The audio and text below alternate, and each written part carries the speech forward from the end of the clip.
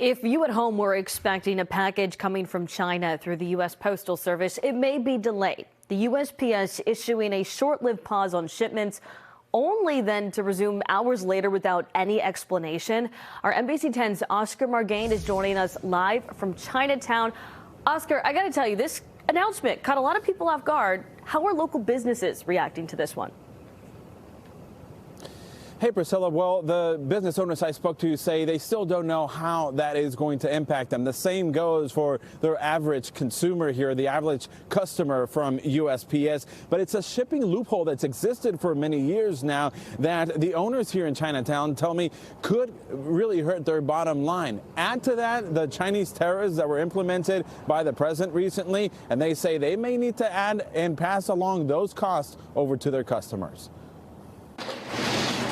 A sudden scramble at USPS. Okay, we're waking up. This is the new nightmare that we're in today. Caused by an hours-long pause in shipments from China. It's hard to keep track of what products come from China. Those expecting packages from popular e-commerce platforms like Shein and Temu, expecting some delays and possible price hikes on future orders. A lot of our stuff does come from China, and I think it almost is impossible to avoid something from there. The Trump administration adding to the escalating trade tensions with China, first with a 10% tariff on Chinese goods, followed now by the elimination of a shipping loophole called de minimis, which allowed items under $800 be duty-free. That includes a majority of products sold on Chinese platforms for U.S. consumers. According to U.S. Customs, de minimis imports exploded from $9 billion 9 years ago to more than $64 billion last year, with more than 60% of those shipments coming from China. Millions of dollars of these packages have been flowing back and forth, very popular with a lot of youth and so forth, the fast fashion with accessories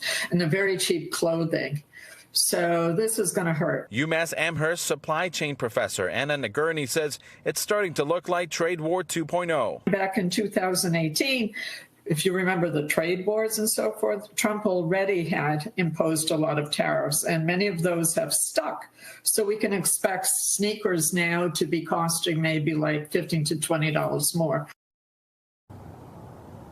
Now, by the way, Massachusetts imported more than $3 billion worth of Chinese goods in 2023, according to state data. Now, the White House says that the reasoning behind these tariffs is to try to get China to stem the flow of the materials that are used to make fentanyl. Now, the professor I spoke to says that eliminating that shipping loophole that I talked about could help customs agents detect those packages before they reach the U.S. Reporting live in Chinatown, Oscar Margain, NBC 10 Boston.